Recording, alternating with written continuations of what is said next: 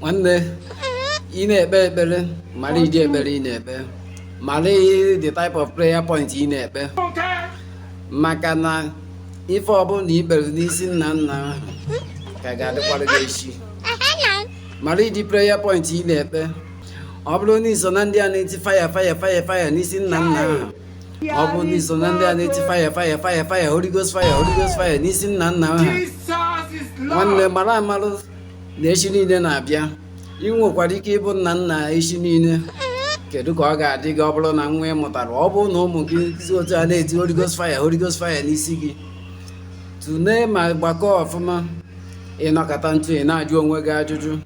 Get if anyone met Tawulu, dick a mado, Mamu, Mangawan, get if I chop Tawulu. Yet Oluana and Egafon or to tea fine Yelun Duaka,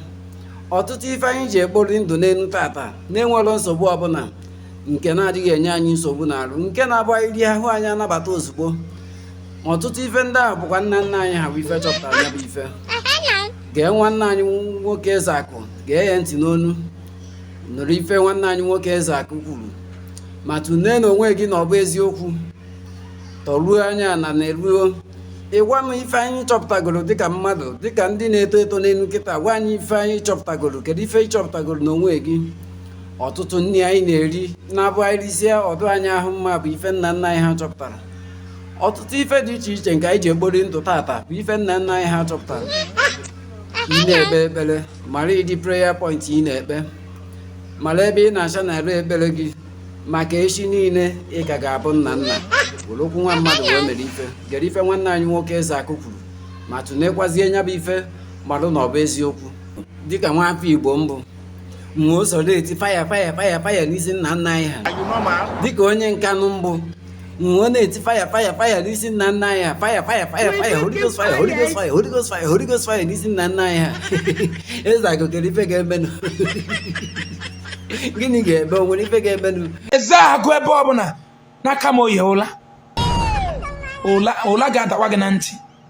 bụrụ onye eze agụ na-eti faya n'isi nna nna gị ụla ga-adawa gị na ntị bụrụ onye eze agụ na-eti faya n'isi nna nna gị ndị iberibe ndị nzuzu na I'm trying to save their life ife dị mma eze agụ Angell na m na-ekpori ndụ na London anọ ana m ekpori ndụ na America ana m ekpori ndụ adụ m ndụ a na-amana nnọọ a na-amana eze agụ ka m nọ igodo n'obodo oyibo anọ na-ekpori ndụ anọ na London anọ na-ekpori ndụ aka amana nnọọ akanyọ aka amana eze agụ aka amana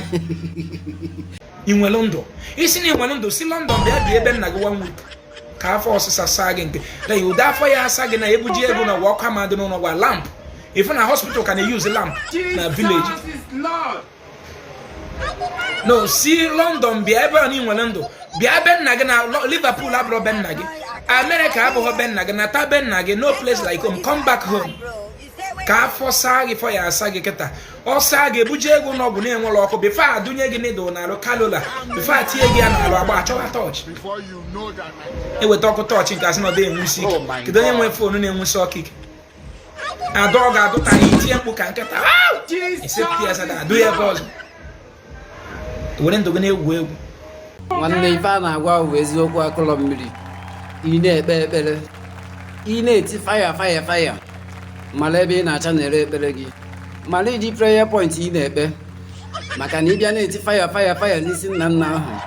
ị na-eti faya ife nna nna ahụ mere faya Holy Ghost fire mara amalụ na ka ga-abụ nna nna echi niile okwu nwa mmadụ wee mere ife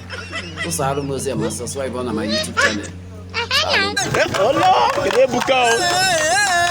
Ezo Gwefi Money doing well.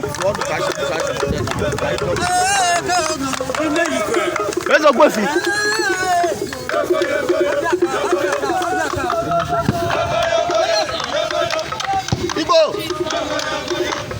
Igbo